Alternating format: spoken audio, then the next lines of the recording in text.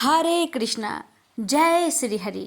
प्यारे भक्तों, आज के वीडियो में आप सभी श्रवण करेंगे इंदिरा एकादशी की व्रत कथा।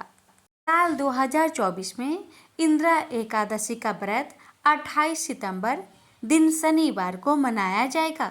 इंदिरा एकादशी का व्रत करने से भगवान विष्णु का आशीर्वाद मिलता है, साथ ही पितरों को भी मोक्ष प्राप्त होता है। इस कथा को एकादशी के दिन जो भी भक्त श्रद्धा भक्ति के साथ श्रवण करता है उसे वाजपेयी यज्ञ के समान फल मिलता है। इसलिए प्यारे भक्तों, कथा को बड़े ही श्रद्धा प्रसन्नचित मन से पूरा अवश्य सुनेगा। प्रेम से बोलिए जय श्री हरि। आश्विन महीने की कृष्णा पक्ष की इंदिरा एकादशी की व्रत कथा। पितर पक्ष अर्थात आश्विन के कृष्णा पक्ष की यह एकादशी इंदिरा एकादशी कहलाती है। अन्य एकादशियों के व्रत के पुण्य से तो व्रत करने वाले को सर्व सुख और अंत में मोक्ष की प्राप्ति होती ही है, परंतु इस एकादशी का व्रत करने वाले के तो 7 पीढ़ियों तक के पितर तर जाते हैं। इंदिरा एकादशी का व्रत करने वाला स्वयं तो मोक्ष प्राप्त करता ही है, वह अपने सभी पितरों का उद्धार करके उन्हें भी दिव्य लोकों में प्रवेश का अधिकारी बना देता है। इस एकादशी को भगवान शालिग्राम की पूजा की जाती है और पूजा तथा प्रसाद में तुलसी दलों अर्थात तुलसी की पत्तियों का प्रयोग अनिवार्य रूप से किया जाता है। श्री युधिष्ठिर बोले कि हे भगवान, अब आप कृपा पूर्वक आश्विन मास की कृष्णा पक्ष की एकादशी की कथा को कहिए। इस एकादशी का नाम क्या है तथा इस एकादशी के व्रत करने से कौन कौन फल मिलते हैं, सो सब समझाकर कहिए। इस पर श्री कृष्ण भगवान बोले कि हे राजन, आश्विन मास के कृष्णा पक्ष की एकादशी का नाम इंदिरा है। इस एकादशी के व्रत करने से नरक में गए हुए पितरों का उद्धार हो जाता है। हे राजन, इस एकादशी की कथा के सुनने मात्र से ही वाजपेयी यज्ञ का फल मिलता है। प्राचीन सतयुग में महिष्मती नाम की नगरी में इंद्रसेन नाम का एक प्रतापी राजा राज्य करता था। वह पुत्र पौत्र धन्य धान्य आदि से पूर्ण और सदैव शत्रुओं का नाश करने वाला था। एक समय जबकि राजा अपनी राजसभा में सुखपूर्वक बैठा था, महर्षि नारद आकाश मार्ग से उतरकर वहां आए। नारद जी को देखकर राजा आसन से उठा और अर्घ्य आदि से उनकी पूजा करके आसन दिया। महर्षि नारद बोले कि हे राजन, आपके राज्य में सब कुशल है। मैं आपकी धर्म परायणता देखकर अत्यंत प्रसन्न हूँ। तब राजा बोला, हे महर्षि, आपकी कृपा से मेरे राज्य में सब कुशल पूर्वक है तथा आपकी कृपा से मेरे समस्त यज्ञ कर्म आदि सफल हो गए हैं। हे देव, अब आपकी क्या आज्ञा है? इस पर नारद जी बोले कि हे राजन, मुझे एक महान आश्चर्य हो रहा है कि एक समय जब मैं ब्रह्मलोक से यमलोक को गया था, उस समय यमराज की सभा के मध्य में तुम्हारे पिता को बैठे देखा।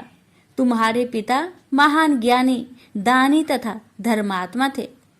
वह एकादशी के व्रत के बिगड़ जाने से यमलोक को गए हैं। तुम्हारे पिता ने मुझसे तुम्हारे लिए एक समाचार भेजा है कि आप मेरे पुत्र के पास जाए। मेरे पुत्र का नाम इंद्रसेन है, जो कि महिष्मती नाम की नगरी में राज्य करता है। मुझे किसी पूर्व जन्म के बुरे कर्म के कारण ही यह लोक मिला है।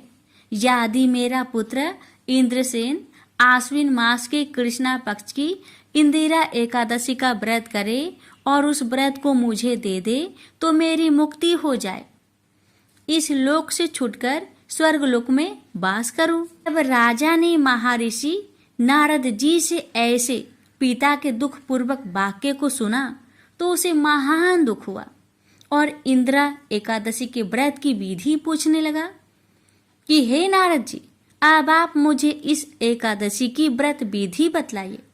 इस पर नारद जी बोले कि हे राजन, आश्विन मास की कृष्णा पक्ष की 10वीं के दिन प्रातःकाल श्रद्धा सहित स्नान करना चाहिए। इसके पश्चात दोपहर को भी स्नान करना चाहिए। उस समय जल से निकलकर श्रद्धा पूर्वक पितरों का श्राद्ध करे और उस दिन एक समय भोजन करे और रात्रि को पृथ्वी पर शयन करे। इसके दूसरे दिन अर्थात एकादशी के दिन प्रातःकाल दातुन करे और स्नान करे। उसके पश्चात भक्ति पूर्वक व्रत को धारण करे और कहना चाहिए कि मैं आज निराहार रहूंगा और समस्त भोगों को त्याग दूंगा। इसके पश्चात कल भोजन करूंगा। हे भगवान, आप मेरी रक्षा करने वाले हैं, आप मेरे व्रत को निभाइए।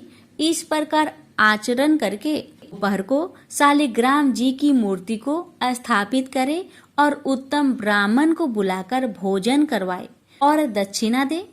भोजन में से कुछ हिस्से को गौ को दे और विष्णु भगवान की धूप दीप नैवेद्य आदि से पूजा करे और रात्रि को जागरण करे।